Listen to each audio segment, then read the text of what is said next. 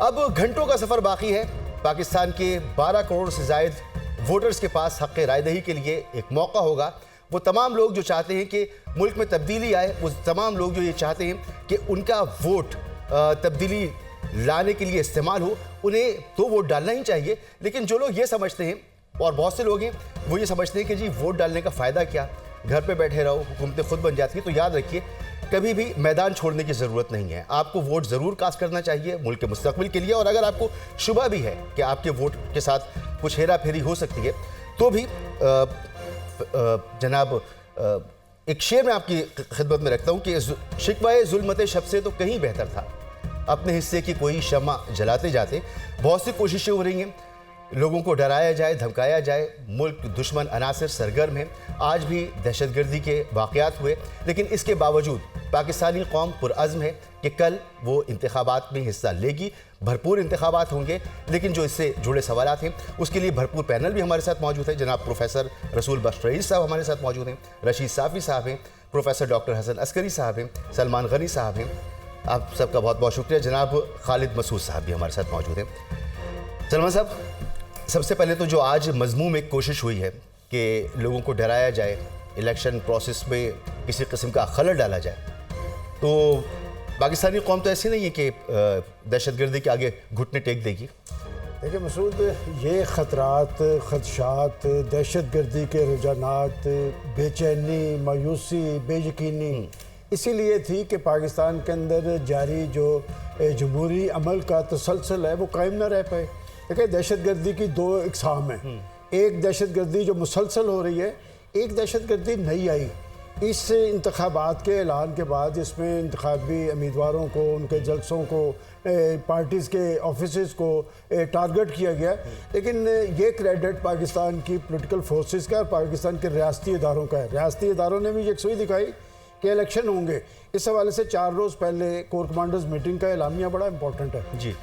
इसका मतलब उनके पास रिपोर्ट्स मौजूद थी कि कुछ अनासर जो हैं जो पाकिस्तान के सियासी अमल पर रखना डालने के लिए तशद्दुद में मुलव्वस हैं। और जैसे आज का वाक़या हुआ कि JUI के ऑफिस को टारगेट किया गया, दहशतगर्दी का दूसरा अमल वही था कि जी इंतखाबी अमल पर असरअंदाज हुआ जाए।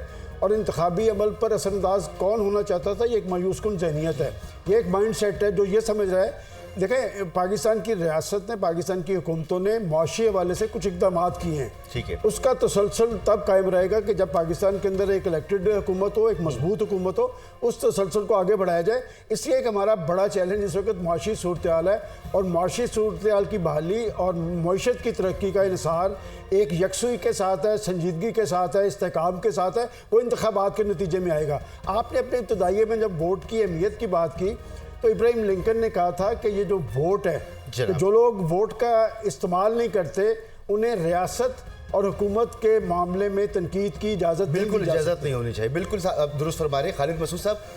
कितना इम्पोर्टेंट है, अब घंटों का फासला रह गया कि पाकिस्तान के मुस्तकबिल का फैसला होना है। तो जो लोग मुस्तकबिल का फैसला करने की कोशिश ही ना करें और ये सोच के बैठे कि उनके वोट डालने का कोई फ़ायदा भी नहीं होगा, फिर उनको हक नहीं है कि वो आगे कोई बात भी करें। ये बिल्कुल ठीक आप कह रहे हैं। होता ये है कि इस पूरे सिस्टम में और पूरे निज़ाम जो है, इसमें जो बुनियादी तौर पे मैं समझता हूँ कि सबसे ज़्यादा तनकीद करते हैं वो लोग होते हैं जो सारा दिन बैठ के टीवी पे तबसरे सुनते हैं जी, और उस पर कमेंट्स देते रहते हैं, और उस पर शाम को कहते हैं कि देखें ये क्या हो गया। भाई वो घर से तो निकलते नहीं, घर से निकलना चाहिए। और अगर किसी को ये शक है कि उसका वोट जो है वो गिनती में नहीं आएगा, तो उसका जो वाहिद हल है वो सिर्फ एक है कि जो बैलेट बॉक्स है उसको आखिरी सिरे तक भर दिया जाए।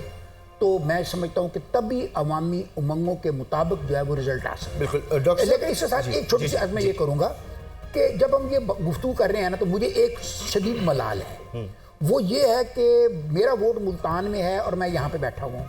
मलाल मुझे भी है, मेरा वोट कराची में। लेकिन मैं इस ट्रांसमिशन के हवाले से एक बात करना चाहता हूँ कि वो लोग जो हमारी तरह आज एक मतलब हमारा इलेक्शन ड्यूटी है, मैं ये समझता हूँ, गैर सरकारी इलेक्शन, ये भी खिदमत है, ये भी खिदमत है, इलेक्शन प्रोसेस का हिस्सा है। ऐसे तमाम लोगों के बारे में मैं ये समझता हूँ कि जो उनका मीडिया हाउस है वो एक अगर पेशगी लिस्ट दे तो इलेक्शन कमीशन को हमें भी बैलेट जो है ना, पोस्टल बैलेट की इजाज़त देनी चाहिए। न सिर्फ ये कि मीडिया पर्सन, बल्कि बहुत से लोग मुख्तलिफ शहरों में जगहों पर होते हैं, बहरहाल अच्छी तजवीज़ है, यकीनन पहुंची होगी अरबाब इख्तियार तक, लेकिन अब तो फैसले हो चुके नहीं, हैं, अब कुछ नहीं हो सकता। देखें, हम लोग बैठ के अगर तहरीक पैदा कर रहे हैं और हमारी तहरीक के नतीजे में लोग ज्यादा वहां पर जाएंगे तो मेरा ख्याल हम कौमी जिम्मेदारी अदा बेशक वो तो बेशक अदा कर रहे हैं, बेशक। लेकिन और